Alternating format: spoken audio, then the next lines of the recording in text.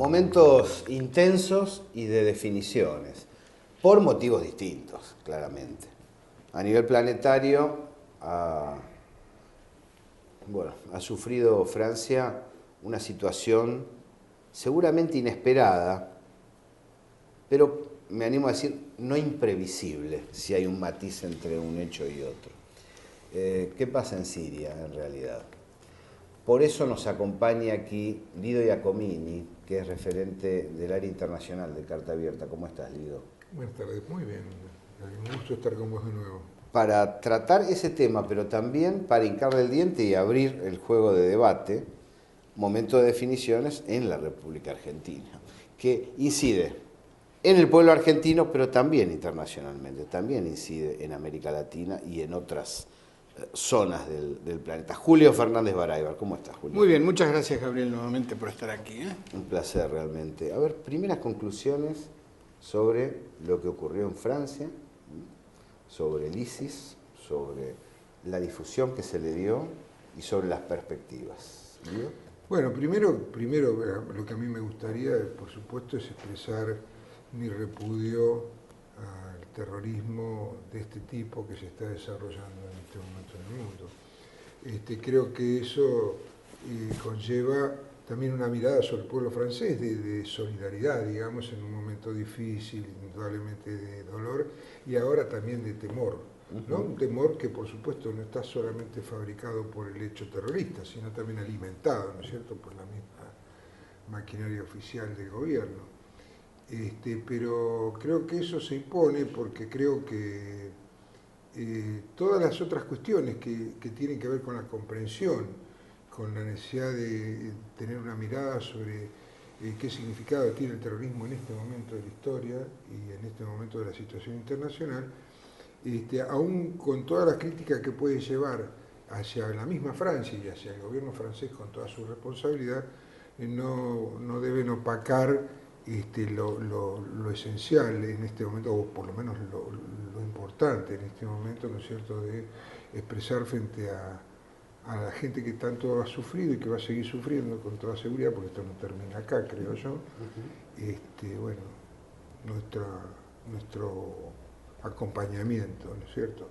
Creo que el hecho del atentado terrorista, como vos bien decías, fue imprevisto, nos sorprendió, digamos, de repente, después que veníamos de la noche esa de estar viendo qué pasaba con el debate en la Argentina entre Scioli y Macri, ¿no es cierto? Y de repente nos sentimos sacudidos por un hecho externo, pero que de todas maneras tiene también que ver con la situación que vive la Argentina y que vive Latinoamérica, porque es parte de una vasta confrontación que se está desarrollando a escala planetaria, donde los Estados Unidos intenta reconfigurar su dominio, ¿no es cierto? Y otras potencias, sobre todo las potencias europeas, se encuentran un poco, un tanto, por un lado aliadas, algunas de ellas firmemente a los Estados Unidos y otras desacomodadas frente a un giro de los acontecimientos que no va en la dirección que ellos esperan.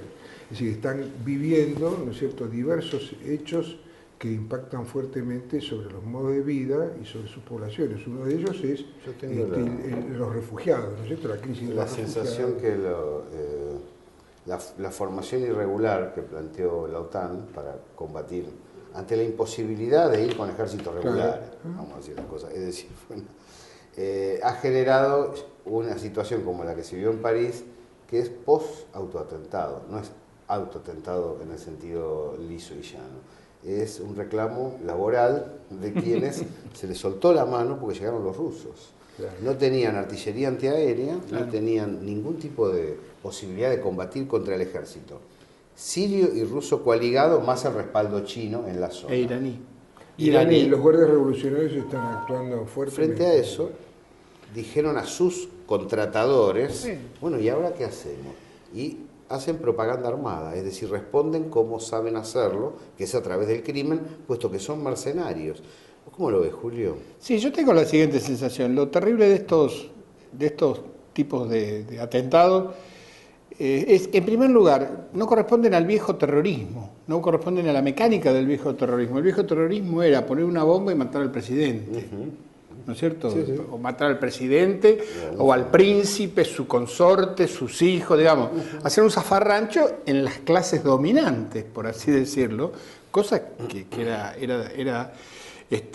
era sumamente criticable, pero tenía una relación directa entre quienes morían Correcto. y la causa por la que supuestamente se peleaban.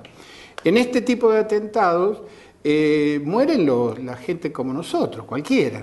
O sea, anda gente por ahí. que anda por ahí, gente que no tiene poder. Nunca muere un ministro, un presidente de una empresa, no porque me gustaría más que mueran, sino lo rescato como un hecho de un terrorismo muy específico que tiene como finalidad no como el viejo terrorismo anarquista, destruir y matar la clase dominante, por decir un chablón, sino imponer el terror en la sociedad indiscriminadamente.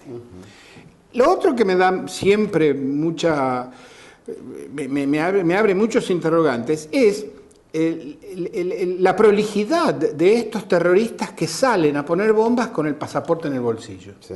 Vieja, me olvidé el pasaporte, me lo das porque tengo que ir a poner una bomba, y salen con el pasaporte. Esto a mí me llama poderosamente la atención, digo. Llevan el pasaporte por si los para la policía. ¿Por qué llevan el pasaporte? ¿Por qué aparece inmediatamente escrachado quiénes han sido los autores materiales, quiénes han sido los que pusieron la bomba? Porque aparece un pasaporte que suele ser sirio, suele ser que inmediatamente establece de dónde viene el atentado. A mí me huele a operación. Y las operaciones de los servicios secretos, de los servicios de información, tienen la característica de que nunca vamos a saber por dónde empezó y por dónde termina, sino que generan una situación y modifican una situación política.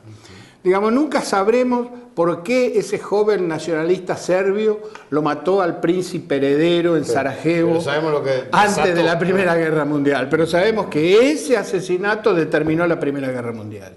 Y a mí, yo estoy oliendo, nunca lo olí antes, de manera tal que sería una novedad, pero yo estoy sintiendo la sensación de un prolegómeno de gran conflicto mundial, de un enfrentamiento a nivel planetario que sinceramente no lo había sentido nunca en mi vida, ni aún en lo más duro y ríspido de la Guerra Fría.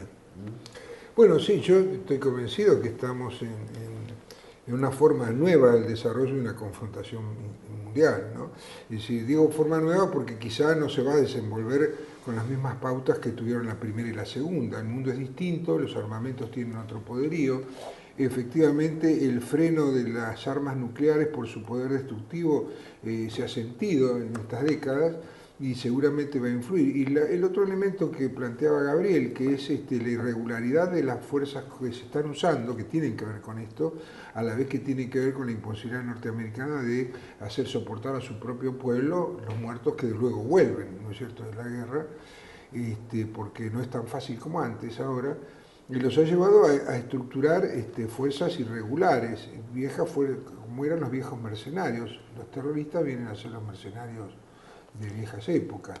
Pero no siempre, yo no estoy seguro con respecto a que esto sea un atentado de falsa bandera. ¿Por qué digo eso? Porque se produce justamente en un momento particular, no de avance norteamericano o de alguna otra de las potencias en la confrontación, sino más bien como una respuesta después de una situación complicada que está atravesando. Hay un hecho para mí muy importante que es la reunión de Viena. En la reunión de Viena, que se juntaron las grandes potencias, Estados Unidos se dio.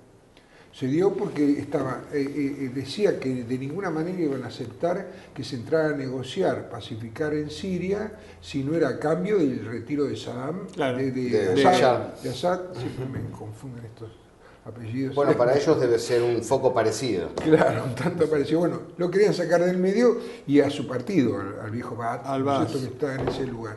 O sea, esa era una condición. Sin embargo, se termina firmando un acuerdo que contempla la participación porque el equilibrio internacional es distinto. Exactamente. Es distinto porque Rusia, y no es el primer hecho, sino que es un poco la coronación de lo que ya venía sucediendo. No nos olvidemos que ya le había puesto el freno en Siria a Estados Unidos y no nos olvidemos lo que está sucediendo en Ucrania. Pero además permíteme, entre Putin y Francisco habían impedido el bombardeo europeo sobre Siria, que se estaba preparando y que era inminente. Lo pararon casi con los aviones en el aire. El atentado le da nuevamente pista a Francia para bombardear a los 2 días, a las 48 horas, una ciudad de 300.000 habitantes, en la que es inimaginable pensar que los 300.000 son miembros del ISIS. Sí. Y por supuesto, no realiza más que un ataque aéreo porque no pueden utilizar tropas de tierra para ocupar espacio, porque eso le significa muertos, las bolsas negras que vuelven a Francia, etcétera, etcétera, etcétera. Ahora bien, esto habilitó a Francia a realizar un acto digamos así, de bombardeo sobre población civil, que la reunión entre Putin y Francisco, la conversación entre Putin y Francisco había impedido 3-4 meses atrás. Entonces, cuando yo digo que es de falsa bandera, no digo que es de falsa bandera porque se lo hicieron ellos mismos en ese sentido, sino que los intereses del ISIS como una creación de los Estados Unidos y la CIA y los servicios de inteligencia europeos, ahí hay un pantano, una charca en la que están todos entreverados. No, eso sí, sin duda. Y nadie sabe quién es quién. No van a poder salir. Claro, como dice un poema de Rilke, y nadie sabe quién toca el violín. Bueno, hay una cuestión, en realidad los únicos habilitados para bombardear son los rusos, porque el gobierno legal... El gobierno legal les ha pedido. Claro. En cambio, Francia interviene sin ninguna legalidad. No, ninguna. Tipo. Por otro lado, me parece a mí que si el interés es golpear a las facciones terroristas, el ISIS o quienes sean, hay una forma que es la fundamental, que es cortar los flujos financieros y armamentísticos que las arman, porque digamos, de algún lado sale eso. Perdón, el petróleo que vende el ISIS a través de Turquía lo compra Francia. Claro. Es la organización terrorista más rica de la historia. Lo compra Francia. Francia es clienta del ISIS en petróleo. Ahora, aún así, el ISIS es una especie de, lo que fue el terror de Medio Oriente, una suerte de agrupamiento, pequeño agrupamiento, al lado de China, al lado de Rusia, al lado de Irán y al lado de Siria. Y eso se percibe.